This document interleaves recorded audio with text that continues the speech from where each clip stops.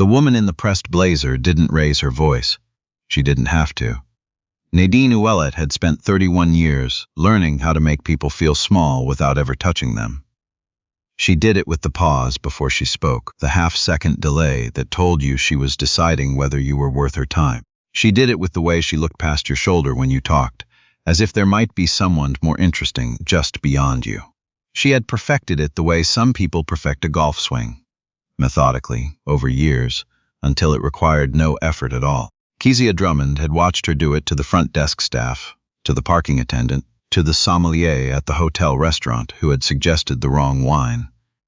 She had been watching for 6 weeks, ever since she'd taken the position at Ouellet Hospitality Group as a contract event coordinator. The pay was better than her last 3 jobs combined. The work was manageable. The environment was something else entirely. The Ouellet property sat 40 minutes outside of Ottawa, a converted manor house on 12 acres of sugar maple and silver birch. In September, when the leaves turned, it looked like something from a postcard. In early November, when the ground was frozen and the branches were bare, and gray light pressed flat against every window, it looked exactly like what it was.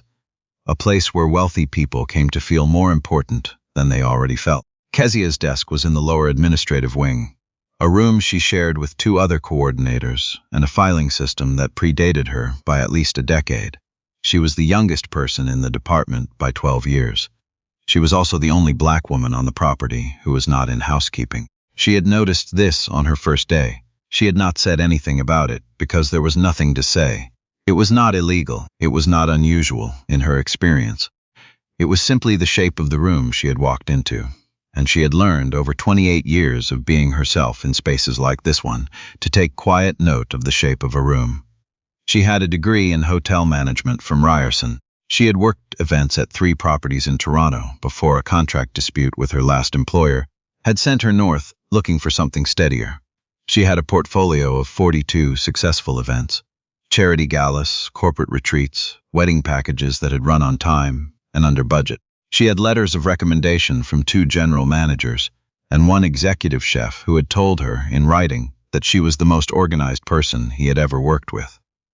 None of this was visible to Nadine Ouellet. What Nadine Ouellet saw, when she looked at Kezia Drummond, was a contract coordinator filling a temporary gap in the calendar. Interchangeable. Useful in the way that office supplies are useful. Necessary until they run out, replaceable without sentiment.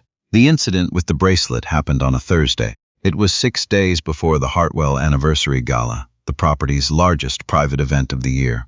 The Hartwells had been clients for 11 consecutive years.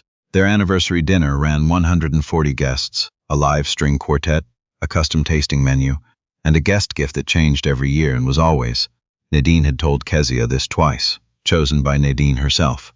This year it was a charm bracelet, sterling silver, hand-finished, sourced from a boutique metalsmith in Montreal. 87 of them, each in a velvet pouch, each tagged with the guest's name in gold ink. Their combined value was just over $40,000. They had arrived by courier on Wednesday and been placed in the property safe, a large floor unit in the back of Nadine's private office, pending final arrangement. On Thursday morning, Nadine opened the safe to find that 4 bracelets were missing. Kezia was in the middle of a seating chart revision when Nadine's assistant appeared at the door of the coordinator room. The assistant, a young man named Philip, who blinked too quickly when he was stressed, blinked 4 times before he spoke. "Miss Ouellet would like to see you, right now." The office smelled like cedar and the particular kind of tension that comes from a person who is trying very hard to remain composed. Nadine stood behind her desk. She had not invited Kezia to sit. 2 other people were in the room. Gordon Fitch, the property's head of security, a man who had the posture of someone who had been military once and never entirely stopped, and a woman Kezia didn't recognize, who turned out to be Nadine's personal assistant from her main Ottawa office. Not Philip. Someone older.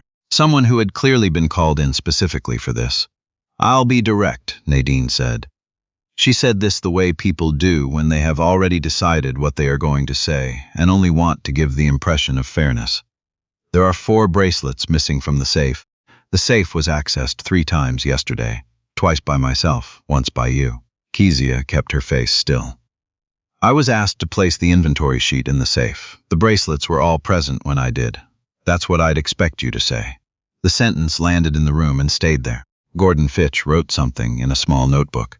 The woman from Ottawa looked at the wall. I'd like to check your locker, Nadine said. And your vehicle, if you have one on the property. Kezia looked at her for a moment. 1 moment, measured. Then she said, I won't be consenting to that. Nadine's expression changed in a way that was almost imperceptible. The skin around her eyes tightened. I see. If you believe a theft has occurred, Kezia said, you should contact the police. That is the appropriate process. I would welcome that process. There was a silence in the office that had its own texture. You'd welcome it, Nadine said. Yes. Gordon Fitch stopped writing. The police were called. 2 officers from the detachment 30 minutes east arrived at the property at 11:40. One of them, a constable named Rourke, took statements in sequence. Nadine first, then the assistant who had been present the previous afternoon, then Kezia. Kezia sat across from Constable Rourke in one of the meeting rooms off the main corridor. She folded her hands on the table and answered every question without hesitation. When he asked if she would consent to a search, she said no. When he asked why, she said because innocent people have rights too, and she intended to use them. Constable Rourke wrote that down. What Kezia did not tell Constable Rourke, not because she was hiding it, but because it had not yet become relevant, was that before hotel management, before Ryerson, before any of this, she had spent 4 years working for a private financial crimes investigation firm in Toronto. She had been recruited out of her undergraduate program, spent those 4 years learning how to trace missing assets, how to document chains of custody, how to read the difference between a genuine loss and a manufactured one. She had left the firm when she decided she liked the hospitality industry more than she liked litigation. But the skills were not things you forgot. She had not yet used them. She was waiting to see if she needed to. She needed to. By Friday afternoon, it was clear that Nadine had already decided the outcome. The contract coordinator office had been quietly reassigned. Kezia was told to work remotely until the matter was resolved. Her access badge no longer opened the administrative wing. Philip, who had always been polite, now looked at the floor when she passed him in the parking lot. She drove to her rental in Canada and sat at her kitchen table with a cup of tea and thought carefully about what she knew. She knew the safe had a digital access log. She knew that log showed her entry had lasted 4 minutes and 20 seconds. The time it took to place the inventory sheet, verify the count against the manifest, and close the door. She knew, because she had counted them, that all 87 bracelets had been present when she closed that door. She also knew something she hadn't mentioned to anyone yet. On her way out of Nadine's office Wednesday afternoon, she had passed the Ottawa assistant in the corridor. The woman had been carrying her handbag over one arm, held against her chest in a way that was slightly, not obviously, but slightly, different from how you hold a bag when it's empty. Kezia had noticed this the way she had been trained to notice things, without expression, without comment. She had filed it. She opened her laptop and began to write things down. The property had 4 exterior cameras covering the parking area and 2 covering the main entrance. There were no cameras inside the administrative wing. Nadine had declined to have them installed, citing privacy concerns. Kezia had asked about this, casually, during her second week, and Philip had shrugged and said Miss Ouellet didn't like the idea of being recorded in her own building. What there was, however, was a courier log. The bracelets had been delivered Wednesday morning. Kezia had been the one to receive the delivery, sign for it, and photograph each box before moving them to the safe. She had done this because she had worked enough events to know that vendors sometimes miscounted, and she had learned early in her career that documentation was the only form of protection that mattered. She sent an email to the courier company requesting confirmation of the delivery manifest. She CC'd no one. She also sent an email to the boutique in Montreal asking for their production records, specifically whether the order had included any additional pieces beyond the 87. It was a long shot, but she sent it. Then she opened a blank document and began reconstructing the Wednesday afternoon timeline from memory. She should place the inventory sheet in the safe at 2:14. She knew this because she had checked the time on her phone immediately before entering Nadine's office, a habit she'd developed years earlier that had nothing to do with suspicion and everything to do with billing accuracy. She had exited the office at 2:19. At 2:23, She knew this because she had been in the washroom at the end of the corridor and had heard voices. Someone had entered Nadine's office. Two people from the sound of it. One of them had been Nadine. The other voice she hadn't been able to identify, not at the time. She thought about it now, low, measured, slightly formal in cadence. Not Philip, not any of the other coordinators, someone visiting. She fell asleep at the kitchen table at some point around midnight, with her notes spread around her and her tea gone cold. On Saturday, she drove back to the property, not through the main entrance, but through the service road that ran behind the property to the catering delivery bay. She had a key to that entrance because she had requested one during her second week, citing the need for early morning event setup access. She still had it. No one had asked for it back. She went to the coordinator room. Her personal notebook was still in her drawer. Inside it, held with a paperclip, was something she had collected almost automatically on Wednesday, and then forgotten. The delivery receipt from the courier, with the driver's handwritten signature and timestamp. 2:47 in the afternoon. She stared at this for a moment. The courier had made a second delivery on Wednesday afternoon. She had not been the one to receive it. She hadn't known there was a second delivery. She took a photograph of the receipt on her phone. In investigations, the thing they teach you first is not to look for the answer. They teach you to look for the gap, the place where the timeline doesn't match the story, where the paperwork says one thing and the witness says another. The gap is where the truth lives, not because people are always lying, but because when something has been taken or moved or hidden, it leaves a space where it used to be. And if you look carefully enough at the negative space, the shape of what's missing tells you everything. The gap here was simple. Someone had accessed the property's secure delivery bay on Wednesday afternoon after Kezia had left. That delivery, or that second access, did not appear on any log she had been shown. It did not appear in the incident summary Nadine had given the police. Either it had been overlooked or it had been deliberately omitted. She thought about the Ottawa assistant's handbag. She went home and drafted a careful, precise email to Constable Rourke. She included the courier receipt photograph. She included her own timeline documentation. She included the photograph log she had created Wednesday morning when the shipment arrived, which showed all 87 bracelets, boxed and counted. She also included a short note asking whether the investigation had yet examined the second entry in the courier log, and if not, whether she might assist in obtaining it. She was not accusatory. She was not emotional. She was simply organized. Constable Rourke called her 40 minutes later. He had not, in fact, known about the second courier entry. He had been given the property's delivery log for Wednesday morning. There had been no mention of an afternoon entry. He told her to stay available. She was. The investigation widened over the following 3 days, in ways that Nadine Ouellet had not anticipated and could not contain. The second courier entry, when retrieved from the service company's records, showed a pickup, not a delivery. Something had been collected from the property Wednesday afternoon. The pickup had been authorized by Nadine's Ottawa office. The item listed on the manifest was assorted silver goods, gift category, 4 units. The Ottawa assistant, whose name was Therese, was interviewed by a detective from the Ottawa Commercial Crimes Unit on Tuesday morning. Therese was 54 years old and had worked for Nadine Ouellet for 9 years.